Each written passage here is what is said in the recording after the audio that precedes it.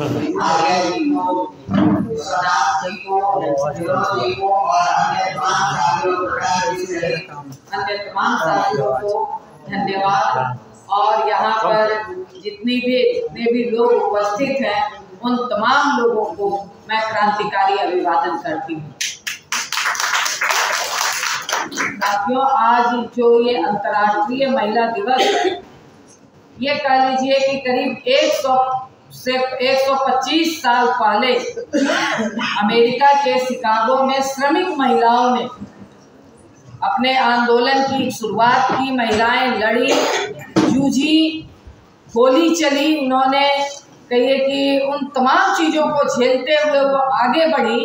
और तब वहाँ उस समय कम्युनिस्टों में जो क्लारा जेटकिन सबसे आगे बढ़ कर के लड़ रही थी, और उसने इस दिवस को एक 8 मार्च को कि भाई महिलाओं के लिए एक दिन हो, तो 8 मार्च अंतर्राष्ट्रीय महिला दिवस के रूप में पूरे विश्व में जाना जाता है। और इसलिए आज हम लोगों ने उसको करते करते, बल्कि सत्ता पक्ष एक तरह से इसको थोड़ा डाइल्यूट करना चाहता है, इसको थोड़ा धुमिल करना चाहता है कि वो एक फंक्शन के रूप में, कि भाई वो एक फंक्शन हो, कुछ हो, वो भी हम लोग करते हैं कि नहीं, हम अपने इस दिन को जो हमने लड़ा, हमने जो आज़ादी हमने हासिल की, उसको हम उत्सव की तरह भी मनाएंगे, मगर ये एक हमारे संघर्ष की जीत का दिन है, लड़ाई के जीत का दिन है।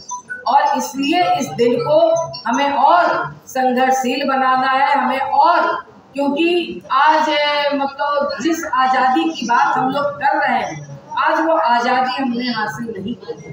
बाबा साहब ने कह लीजिए कि हम लोगों को संविधान में वो जगह दिया, भारत के अंदर बाबा साहब ने वो जगह दिया, संविधान में एक बराबरी का अधिकार बाबा साहब ने हमको दिया, वोट का अधिकार हमको दिया, शिक्षा का अधिकार हमको दिया। मगर आज हम कहाँ खड़े हैं? अगर नजर उठा करके देख लिया जाए तो न हमें बराबरी में हम खड़े हैं, न हम शिक्षा में उस तरह से हम खड़े हैं, न हम कह लीजिए कि रोजगार में अगर देखा जाए तो वहां भी हम खड़े नहीं हैं।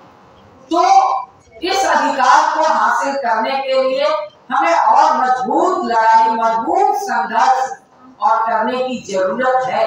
आप देख लीजिए कि बिहार के अंदर मतलब कहते हुए बहुत दुख हो रहा है कि बिहार में कैसे हमारे मुख्यमंत्री हैं, जो कल सदन के अंदर आप लोगों ने देखा होगा वीडियो, क्योंकि जब हम लोग ये सवाल कर रहे थे सदन के अंदर कि आपके जिला में, आपके खेत में एक महिला की लाश मिली जिसके पैर में 9 ईंट टूटा हुआ है, ये बिहार के अंदर पहली इतनी बर्बर और विभत्स घटना हुई है। हम लोग इतने दिन से राजनीति कर रहे हैं, मगर एक महिला के पैर में कील टूटा हुआ, वो चाइनीज कील बड़ा हुआ, मतलब उसका व्याख्या नहीं किया जा सकता है, वो अपने आप पे कांपने लगता है, वो कैसे वो महिला बर्दाश्त की होगी। और जब इस सवाल को लेकर के सदन में हम लोग सवाल खड़ा कर रहे थे, तो मुख्यमंत्री अचानक पूछते हैं और वो तमाम माननीय सदस्यों के साथ तुम तड़ाका करने लगते हैं। तुम लोग जानती हो, तुम लोगों को कुछ पता है?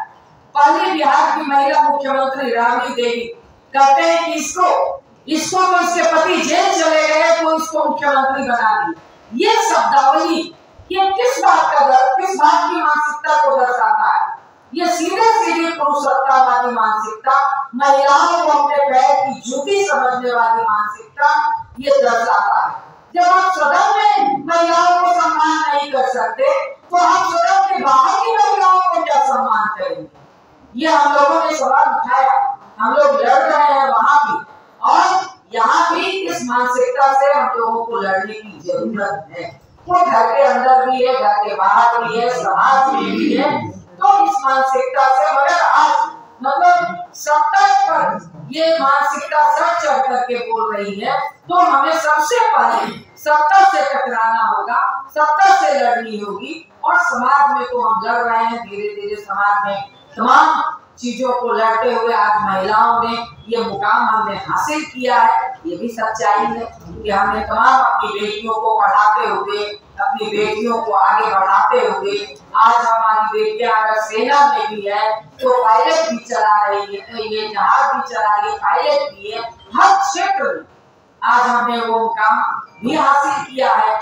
तो इन सारे सवालों को लेकर के आज ये जो कार्यक्रम यहाँ हुआ है ये बहुत अच्छा लग रहा है और इसको ये लगातार होता रहे, सिर्फ 8 मार्च नहीं बल्कि यहाँ पे लगातार एक गोष्ठी होती रहे, कुछ हम लोग बैठे, कुछ बातचीत करें, वहां से कुछ और चीजें सामने आए और इसको लेकर के हम लोग महिलाओं के बीच में हम लोग काम करें, महिलाओं के बीच में महिलाओं को हम जागृत करें। तो इस तरह से और बेहतर काम हम समाज में कर सकते हैं। इसी बात के साथ मैं अपनी बात को समाप्त करती हूँ।